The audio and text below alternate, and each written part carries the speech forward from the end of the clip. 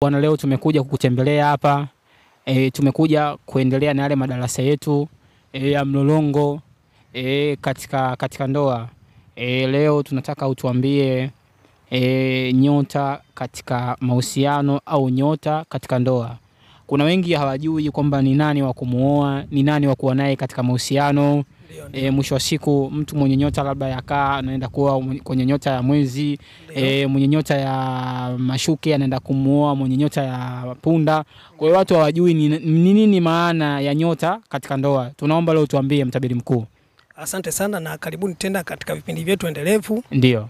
Na leo kama mnavyosema tunazungumzia mambo ya ndoa, Ndio. Nyota katika ndoa. Ndio. Sasa tunazungumza habari hizi, ni habari muhimu kabisa. Ndio. Na nyota kama ninavyozungumza kila siku, nyota ndio maisha yetu. Ndio. Sasa nyota katika ndoa mlolongo uko hivi. Ndio. Kama ninavyozungumza kwamba kuna nyota zipo 12 au sio jamani? Ndio. Kuna nyota ya kwanza mpaka ya 12. Ndio. Unaona? Yaani nazungumza maana ya punda, ng'ombe, ndio, mapacha, kaa, simba, mashuke, au sio jamani? Ndio. Mizani, nge, mshale, ndio, mbuzi, ndoo na samaki ndio nyota ya mwisho. Ndio. Sasa hizi nyota zimegawanyika katika makundi mawili. Ndio. Yaani ziko 12. Zipo 12. Sasa zimegawanyika katika makundi mawili. Yaani huku 6 na huku 6. Ndio. Hizi 6 za huku ndo zinaoa 6 za huku. Na au 6 za huku zinaishi na 6 za huku. Sasa nataka nikutajie hapo kila nyota anaishi na nani, au sio? Nataka nikueleze kila nyota hapo anaishi na nani, anaishi na nyota gani, au sio bana? Ndio. Kikawaida au kikanuni, katika nyota, kila nyota inafunga ndoa na nyota ya 7 yake. Ndio. Unaelewa vizuri? Kwa sababu namba 7 ndo namba ya ndoa. Namba 7 ndo namba ya ndoa. Namba 7 ndo namba ya ndoa. Kwa hiyo maana yake ni nini sasa? Maana yake kila nyota inafunga ndoa na nyota ya 7 yake. Ndio. Kwa mfano nyota ya punda, au sio bana? Ndio. Unahesabu sasa punda, au sio bana? Ndio. Ng'ombe, au sio? Ndio. Mapacha. Ndio. Kaa. Ndio. Au sio bana? Simba. Ndio. Mashuke. Mizani. Kwa hiyo nyota ya punda inafunga ndoa na nyota ya mizani. Kwa hiyo kama wewe nyota yako ni punda, unaishi na mtu mwenye nyota ya mizani. Ndio. Hapo ndio mambo yatakwenda vizuri kabisa. Na kwa sababu gani? Ndio. Kwa sababu punda ni moto na mizani ni upepo. Ndio. Tuko vizuri hapo? Tuko vizuri. Punda ni moto, ndio, na mizani ni upepo. Ndio. Yaani Mungu alivyoumba hapa duniani, ndio, ni kwamba ameumba makundi manne haya. Ndio. Makundi manne ni moto, upepo, udongo na maji. Ndio. Kama wewe ni moto, ndio, unaishi na mtu wa upepo. Na kama wewe ni maji, ndio, unaishi na mtu wa udongo, kwa sababu ndio vitu vinavyoendana. Ndio. Tuko sawa hapo? Ndio. Kwa hiyo kama naja kuna swali lako sasa. Ndio. Kwa hiyo kama wewe ni punda, ndio, unaishi na mtu mwenye nyota ya mizani. Ndio. Kwa sababu gani? Kwa sababu punda ni moto na mizani ni upepo. Ndio. Umeelewa vizuri? Ndio. Vile kama wewe ni nyota yako ni ng'ombe. Ndio. Unaishi na mtu mwenye nyota ya nge. Ndio. Tuko vizuri hapo? Ndio. Kwa sababu gani? Ndio. Kwa sababu ng'ombe ni udongo. Ndio. Na nge ni maji. Nge ni maji. Kwa hiyo kama unavyoona, ndio, maji na udongo vinachangamana. Kwa hiyo kama wewe ni ng'ombe, mwenzako unaishi naye ni mtu mwenye nyota ya nge. Kwa mjue hiyo, kama wewe nyota yako ni ng'ombe, mtafute mtu wa nge ishi naye, ndio mambo yenu yatanyooka. Ndio. Tuko sawa hapo? Tuko sawa. Kama wewe nyota yako ni mapacha, hii ni nyota ya 3. Ndio. Inafunga ndoa na nyota ya 9 ambayo ni mshale. Ndio. Tuko sawa? Tuko sawa. Wanaishi hivyo kwa sababu gani? Kwa sababu mapacha ni upepo. Ndio. Na mshale ni moto. Kwa moto na upepo vinaendana. Tuko sawa? Tuko sawa. Kama wewe ni kaa, unaishi na nyota ya mbuzi. Unaishi na nyota ya mbuzi. Kwa hiyo kama wewe nyota yako ni kaa, ujue mwenzako ni mtu mwenye nyota ya mbuzi. Kwa sababu gani? Ndio. Kwa sababu kaa ni maji. Ndio. Na mbuzi ni udongo. Kwa hiyo zinawiana. Kwa hiyo kama wewe una nyota ya kaa, mtafute mtu mwenye nyota ya mbuzi, utaishi naye vizuri kabisa na mambo yenu yatakwenda vizuri. Kama wewe una nyota ya simba, ndio, basi unaishi na mtu mwenye nyota ya ndoo. Unaishi na mtu mwenye nyota ya ndoo. Tuko sawa? Tuko sawa. Kwa sababu simba ni moto, na nyota ya ndoo ni upepo. Ndio. Kwao mnakaa kwa pamoja, mambo yenu yanakaa vizuri kabisa. Ndio. Umeelewa vizuri? Ndio. Tuko sawa? Tuko sawa. Vile vile kama wewe ni mtu mwenye nyota ya mashuke. Ndio. Sawa jamani? Unaishi na mtu mwenye nyota ya samaki. Unaishi na mtu mwenye nyota ya samaki. Kwa sababu mashuke ni udongo. Ndio. Na samaki ni maji. Ndio. Umeelewa vizuri eh? Ndio, ndio. Kwa hiyo mkikaa nyie mnaendana. Kwa hiyo mlolongo wa kinyota uko hivyo. Ndio. Mlolongo wa kinyota uko hivyo. Muda kama kuna swali napokea, lakini ichukue hiyo itakusaidia ni katika maisha yenu. Kama una swali naweza kupokea. Mimi swali ambalo ninalo ni kitu kimoja. Kwa mfano kwamba tunapozungumza nyota, sawa? Kuna tofauti gani kati ya nyota zipo kwenye upande gani labda? Kwa sababu sisi tunaamini labda nyota zipo kwa Waislamu. Unalisemaje hilo? Kwamba kuna mwingine mimi nina nyota ya mashuke, kuna mwingine akana nyota ya mshale. Lakini mimi Muislamu, yule Mkristo. Yaani inakuwaje hapo katika dini kidini yani na mahusiano ya kinyota? Nyota hazina dini. Ndio. Nyota sio kwamba za Waislamu tu. Ndio. Nyota za watu wote. Ndio. Hata ukisikia wazungu, wa Japanizi, wa China wanafuata hii kanuni. Ndio. Ni sisi huku kwetu Afrika ndio inakuwa ni ngumu. Lakini hata ukienda Arabuni huko, nyota hazina huyu Mkristo, hazina huyu Muislamu. Nyota kivyo vyote vile unaishi naye. Mtu una uwezo kuishi naye. Ndio.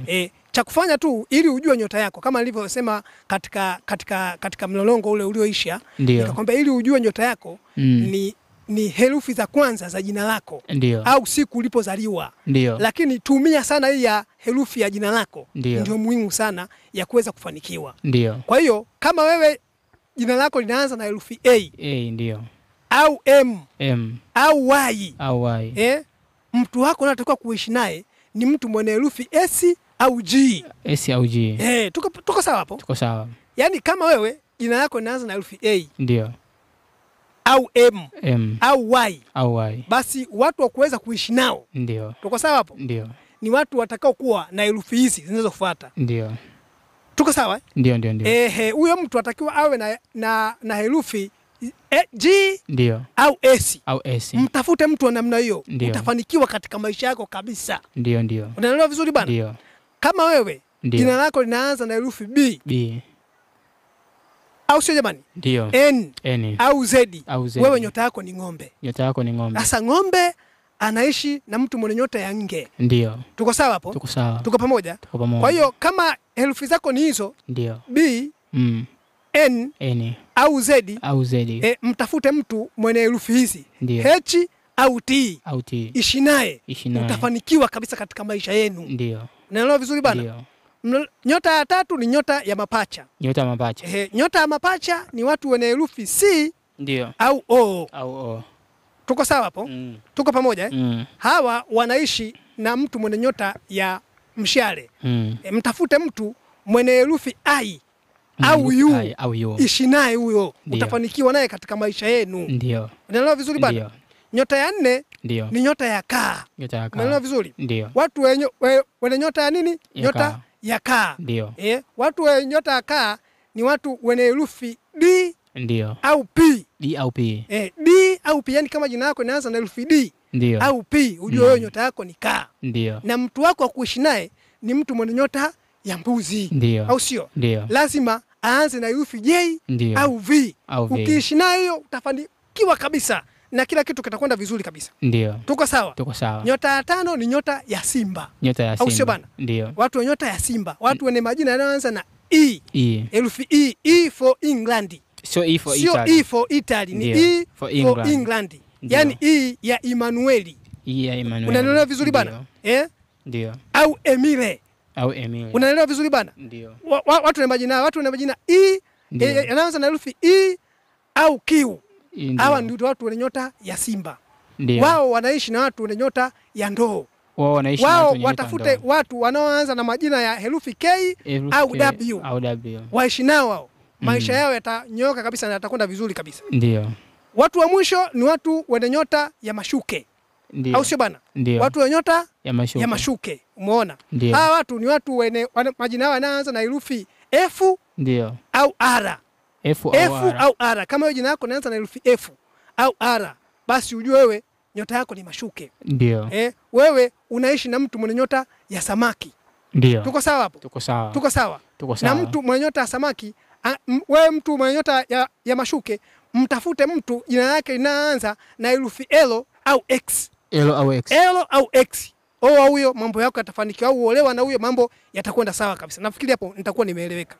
Una hoja? Nimekuelewa mtabiri mkuu. Na mtu utamjuaje kwamba huyu mtu labda ana nyota gani? Na kwa mfano ikitokea labda umempata mtu ambaye atakuwa na nyota yako ambayo inalingana na inafaa kuoana. Je, huyo mtu kuna mahali ambapo umpate ili mradi ile uweze kukamilisha ile nyota? Hapana. Ndio. Hapana. Madam tu ana herufi unayooa wewe, au unaolewa naye, huyo mtu ni sahihi kwako. Ndio. Huyo mtu ni sahihi kabisa kwako. Olewa au oa mtu huyo, mambo yatakuwa mazuri kabisa. Na kuna vigezo ambavyo huyo mtu inabidi awe navyo, kwa mfano labda rangi na muonekano na vitu vingine, na kazi inabidi afanye kazi gani, au kuna namna gani nyingine? Hapana. Ndio.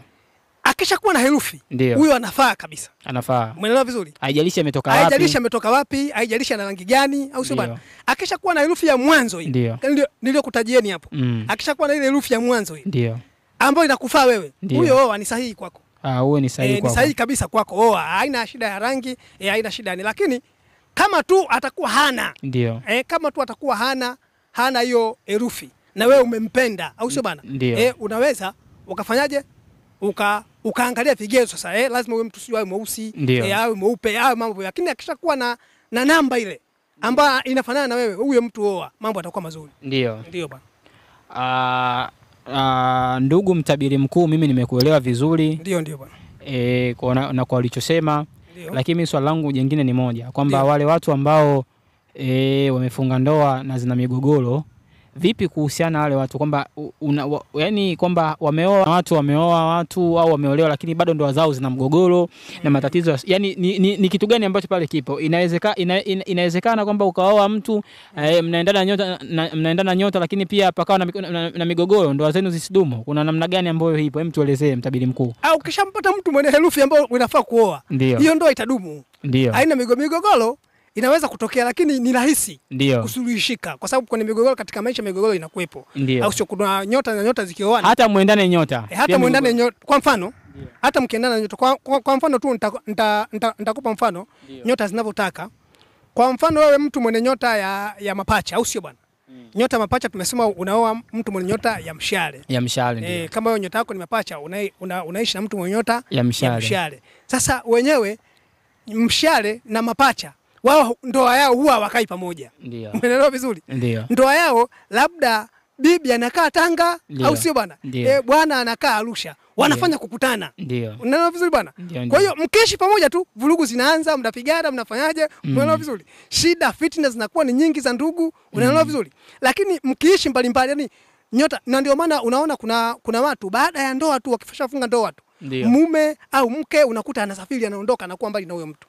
Kwa sababu kuna nyota zinahitaji watu wakae mbali. Tuko pamoja? Na hii ni nyota ya mshale na nyota ya mapacha. Nyota ya mshale na nyota ya mapacha, hawa watu hawakai pamoja. Baada ya ndoa yao wakishafunga tu, utaona bibi au bwana anasafiri, anakwenda kuishi mbali kabisa. Wao ni lazima mahusiano yao wapange siku ya kufanya kukutana. Wanakutana muda mwezi mmoja, miezi miwili, afu bibi au bwana wakuta anaondoka tena. Unaona vizuri? Sasa wakikaa milele maisha yote, ndio shida zinaanza. Kwa hiyo zipo nyota za namna hiyo, na ikiwepo nyota ya mshale na mapacha. Wao ni lazima wakae mbali. Ndio. Bwana. Kwa hapa mimi mtabiri mkuu nimekuelewa. Kama kutakuwa kuna mtu ambaye ana maswali, anaweza akakutafuta kwa namba yako ya simu hiyo hapo chini. Kuna wengine wana maswali ambayo wana migogoro, wana namna, kwa hiyo watakuuliza wao. Kwa sababu kuna watu wengine nyota ni siri kama unavyosemaga. Kwa hiyo mtabiri mkuu, uambie watu ambao, kila mtu ambaye anahitaji kujua zaidi, kwa sababu huwezi kuzungumza vyote, yani huwezi kuzungumza vyote. Kwa hiyo naomba ueleze watu ili mradi wajue. Ilivyo kama ninavyozungumza kila siku. Ndio. Nyota hizi ni vitu muhimu sana katika maisha yetu. Ndio. Na huu kama ninavyosema ndio uumbaji. Ni lazima mtu ujue, au sio bana? Ni lazima mtu ujue kwamba mimi natakiwa kuishi na nani, na huyu mtu niishi naye vipi. Kuna wengine wanaishi unapigana tu ndani ya ndoa inakuwa ni shida. Kwa lazima unaangalia kwa nini huyu mtu nagombana naye. Siwiani naye, nyota yangu na ya kwake haiwiani. Tufanyaje sasa ili nyota iwiani? Basi kuna vitu kama hivyo vinarekebishika na mambo yanakwenda nini? Yanakwenda vizuri kabisa. Lakini kiukweli kabisa nyota zipo, au sio bana? Na ndio mlolongo wa maisha yetu sisi sote hapa duniani. Kwa hiyo ukifuata nyota yako na ukijua inavyotaka na ufanye nini, basi mambo yako yanakwenda vizuri kabisa. Basi hakuna shida mtabiri mkuu, kwa leo tunaomba tuishie hapa. Ndio bwana. Tutaendelea tena darasa jingine la mlolongo wa kinyota. Ndio mtabiri mkuu. Basi karibuni sana. Mimi bado nipo. Na natoa tiba wa ushauri pia na shauri, au sio jamani? Lakini kwa shida mbalimbali unaweza kuniona na nikajua jinsi ya kukusaidia, na Mwenyezi Mungu atafungua mambo yenu, atakwenda vizuri sana. Amina. Asante sana, karibu tena siku nyingine.